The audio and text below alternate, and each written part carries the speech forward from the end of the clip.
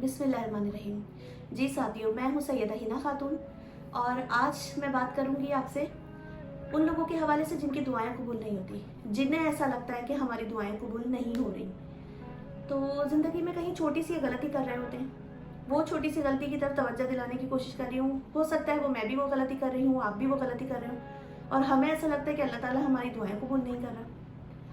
देखिए साथियों, अगर हमारी ज़िंदगी में झूठ शामिल होगा ना, तो झूठ ऐसी चीज़ है जो हमारी ज़िंदगी से बरकत उठा देता है। जब ज़िंदगी से बरकत उठ जाए तो वो हर मामले में बरकत ख़त्म हो जाती है। चाहे वो आपकी औलाद हो, उसकी फर्माबरदारी हो, हमारा रिस्क हो, हमारे कामों की बरकत हो, हमारा वक्त हो, किसी भी किस्म की बरकत वो झूठ से ख़त्म हो जाती है। झूठ की ऐसी बदबू होती है जो हमारे इर्द गिर्द एक दायरे की शक्ल में फैल जाती है, जो हमें दिखाई नहीं देता, लेकिन उससे हमारे ज़िंदगी के अंदर से बरकत उठ जाती है। और हम ये कहते हैं कि हमारी दुआएं कबूल नहीं होती। दुआएं कबूल होने के लिए तो सबसे अहम बात कि अल्लाह ताला 3 सूरतों में दुआएं कबूल करते हैं। ऐसा तो होता ही नहीं कि अल्लाह रब्बुल इज़्ज़त के यहाँ कोई हाथ फैलाए और उसे खाली लौटा दे। उसकी शान नहीं कि वो किसी बंदे को अपने दरवाजे से खाली भेजे। 3 सूरतों में जब दुआएं कबूल होती हैं, या तो बज़ाहिर में वो हूबहू वो काम वैसे ही पूरा हो जाता है, या फिर अल्लाह ताला उस दुआ को ज़ख़ीरा कर लेते हैं जो क़यामत के रोज़ जब हम देखेंगे कि हमारे नामा-ए-माल में इतनी बड़ी बड़ी चीज़ें कहाँ से आ गई, इतना अजर सवाब कहाँ से आ गया, तो तब हमें बताया जाएगा ये वो दुआएं तुम्हारी जो दुनिया में कबूल नहीं होती थी। उस वक्त इंसान ख्वाहिश करेगा काश दुनिया में हमारी कोई दुआ कबूल नहीं होती, इतना बड़ा हमें उसका अजर मिलने वाला है। जो हमारे काम अभी होने से रह गए, यकीनन उसमें कोई अल्लाह की बेहतरी होगी। तीसरी सूरत ये होती है कि उस दुआ के बदले अल्लाह ताला हमारे ऊपर आने वाली कोई मुसीबत या बला डाल देते हैं, मगर हम इंसान चाहते हैं हमारी दुआ वैसे ही कबूल हो जाए जैसे हमने मांगी है। बेशक अल्लाह के इख्तियार में है सब कुछ। हम वो क्यों नहीं सोचते कि जो हो रहा है वो अल्लाह की मर्जी से हो रहा है? हम अल्लाह के किए हुए अमल पे राजी क्यों नहीं हो जाते? ये बात जिन लोगों के अंदर दाखिल हो जाए कि जो हो रहा है यकीनन ये अल्लाह की रज़ा से हो रहा है, तो बस इसी में हमारे लिए बेहतरी और खैर है। जिन लोगों की ज़िंदगी में ये बात शामिल हो जाती है ना कि वो अल्लाह की रज़ा में राज़ी होना सीख लेते हैं, वो बहुत तेज़ी से परवाज़ करते हैं, उनके दर्जात बहुत तेज़ी से बुलंद होते हैं, वो बहुत अल्लाह के करीब तेज़ी के साथ अल्लाह की तरफ राग़िब हो जाते हैं। क्योंकि ये बहुत बड़ी नेमत है अगर किसी के अंदर ये बात आ जाए कि कोई भी हमारी मर्ज़ी के ख़िलाफ़ अमल हो रहा है और वो होने के बाद हम फ़ौरन कहें बेशक इसमें मेरे अल्लाह की रज़ा है, अल्लाह ताला ने अगर ऐसे किए तो इसमें हमारे लिए खैर होगी, तो यकीनन अल्लाह ताला उस काम में खैर डाल देते हैं, उसके बदले बेहतरीन अजर अता फरमाते हैं। ना सिर्फ अजर बेहतरीन अता फरमाते हैं, उसके बदले कोई बेहतरीन नेमत अता कर देते हैं जो बज़ाहिर हमें नज़र नहीं आती। अगर हम अपनी ज़िंदगी से झूठ निकाल दें जो छोटी छोटी चीज़ों में ही होता है, हम किसी को बोल देते, कोई दरवाजे पे आ जाके बोल दो हम घर पे नहीं है, या किसी बच्चे को मुखातिब करने के लिए कह देते हैं कि आओ मेरे पास हो मैं तुम्हें फ़लाँ चीज़ दूंगा, और वो हम झूठ बोल देते हैं। तो ये बहुत सारी ऐसी चीज़ें जिन्हें हम महसूस ही नहीं करते, हम झूठ को महसूस ही नहीं करते। लोगों को इतनी आदत पड़ जाती है कि उन्हें पता ही नहीं चलता। अगर आपको ये पता करना है कि हम दिन भर में कितना झूठ बोलते हैं, तो आपको एक दिन अपने आप का मुहासबा करना पड़ेगा। पूरा दिन आप ये नोटिस करें कि आज हमने झूठ नहीं बोलना। आप जब नहीं बोलेंगे तो आपको पता चलेगा कि आप कितने मौक़ों पे बोल जाते थे। आपकी ज़बान उसको रोकेगी खुद ब खुद। आप जब इरादा बांध लेंगे तो आप खुद ब खुद रुकेंगे उस काम को करने से। एक दिन नोटिस करें, जब नोटिस करेंगे तो आपको समझ आएगा अरे मैं इस वक्त यही झूठ बोल जाता था। अगले दिन, उसके अगले दिन, इस तरह आपकी आदत ख़त्म हो जाएगी इंशाअल्लाह ताला अज़ीज़। हर शय मेरे अल्लाह के दस्त व कुदरत में, वो अपने दरवाजे से किसी को खाली नहीं भेजना चाहता और ना ही भेजता है। एक छोटा सा सवाल मेरी बेटी ने मुझसे पूछा। मुझसे कहती है कि मम्मा, अल्लाह ताला तो तमाम दुआएं कबूल करते हैं, अगर कोई गुनाह करने की दुआ करे तो क्या वो कबूल हो जाती है?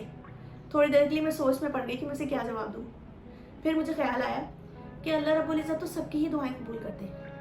हो सकता है जब कोई गुनाह करने की दुआ करता हो उसके बदले अल्लाह ताला उसके लिए कोई और सूरत में दुआ को कबूलियत का दर्जा दे देते हो। क्या पता उसके ऊपर से कोई मुसीबत या बला डाल देते हो। वो बज़ाहिर में तो कबूल नहीं होती, लेकिन अल्लाह के यहाँ तो हमारी दुआ चली गई। लेकिन हम बुराई के लिए दुआ क्यों करें, हम गुनाह के लिए तरफ राग़िब होने के लिए दुआ क्यों करें? ऐसा काम ही क्यों करें कि जो हमारे लिए मुसीबत या मुश्किल का बाइस बने?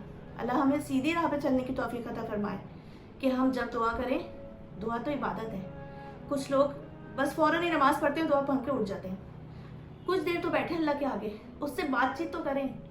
किसी को कितना पसंद है ना कोई मोहब्बत से उससे मुखातिब हो, आपको कोई कॉल करता है, वो आपसे बात करना चाहता है कि अब मैं आपसे बात करना चाहता हूँ, मैं आपसे मोहब्बत करता हूँ, मैं आपसे बात करना चाहता हूँ। किसी रिश्ते में, चाहे वो मियाँ बीवी का रिश्ता हो या किसी को कोई मोहब्बत से बात करना चाहता है कि मुझे थोड़ा सा टाइम दो, तो कितना अच्छा लगता है ना हमें।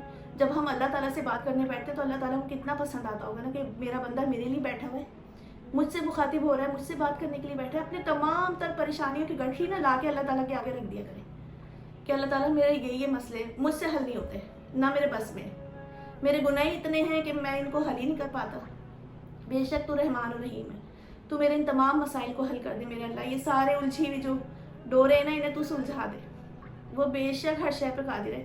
یہ کون سی بڑی بات ہے, اتنی بڑی کائنات چلانے والا آپ کی پریشانیاں ختم نہیں کر سکتا. ایک شخص, میں نے کہیں پوسٹ پڑھی تھی, نائی کی دکان پہ بیٹھا ہوا بال کٹوا رہا تھا, تو نائی کہتا ہے اس بندے سے کہ اللہ نہیں ہے, اگر اللہ ہوتا نا تو اس دنیا کے سارے غم دکھ تکلیفیں دور ہو جاتی. تو تھوڑی دیر کے بعد وہ دیکھتا ہے شیشے میں سے ایک بندہ باہر کھڑا ہے, اس کے سر کے بال بہت بے ہنگم ہو رہے ہیں, بڑے بڑے بال, اور عجیب سے اس کی حالت ہو رہی ہے. تو وہ اس بندے کو دیکھ کے کہتا ہے کہ کوئی نائی نہیں ہے. تو کہنے گا نائی ہوں نا میں. تو کہیں گے وہ دیکھو باہر اس آدمی کے بال کتنے بڑے ہو رہے ہیں. تو کہنے گا یہ میری طرف آتا ہی نہیں ہے. سمجھ آئی آپ کو بات؟ اللہ تعالیٰ کی طرف ہم جاتے ہی تو نہیں ہیں. اگر ہم اللہ تعالیٰ کی طرف جائیں تو یقیناً وہ ہماری دعائیں سنے گا. اب لوگ کہتے ہیں ہم تو سارا دن تسبیح بھی پڑھتے ہیں, 5 وقت کی نماز پڑھتے ہیں, ہم تہجدیں بھی پڑھ رہے ہیں, سب کچھ پڑھ رہے ہیں, مگر جھوٹ سے ہی نہیں بچ رہے. خود کو بچانے کی کوشش ہی نہیں کرتے جھوٹ سے, کہ ہم خود کو جھوٹ سے بچانے کی کوشش کریں.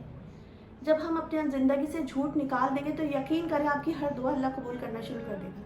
اگر ہمارا پیٹ حرام مال سے پاک ہو اور ہماری زبان جھوٹ سے پاک ہو, تو ہر اسم اعظم بن جاتا ہے. لوگوں کو تلاش ہوتی ہے کہ ہمیں کس طرح اسم اعظم مل جائے اور ہم اس نام کو پکاریں اور ہماری دعا قبول ہو جائے. یہ تو آپ کے اپنے اختیار میں اللہ نے دے دیا ہے. آپ اپنی زبان کو جھوٹ سے پاک کر لیں, یقین کریں آپ کی دعائیں قبول ہونا شروع ہو جائیں گی. اللہ پہ بھروسہ اور یقین سب سے زیادہ ضروری ہے. اور اسی کے ساتھ میں اپنی ویڈیو کا اختتام کرتی ہوں. اور میری ایک دعا ایسی ہے جو میں سمجھتی ہوں کہ میری زندگی کا نچوڑ ہے, کہ اللہ تعالیٰ آپ سب سے خوب راضی ہو. ہماری زندگی کا جو نچوڑ ہے نا, وہ اسی دعا میں پوشیدہ ہے. دنیا کی نعمتیں تو اللہ تعالیٰ دے ہی دے گا, جو اس نے تقدیر میں ہمارے لکھا ہے وہ ہمیں ہر حال میں مل کے رہیں گی. لیکن اصل چیز جو ہے اللہ کو راضی کرنا ہے. اللہ تعالیٰ آپ سب سے خوب راضی ہو. السلام علیکم ورحمۃ اللہ وبرکاتہ.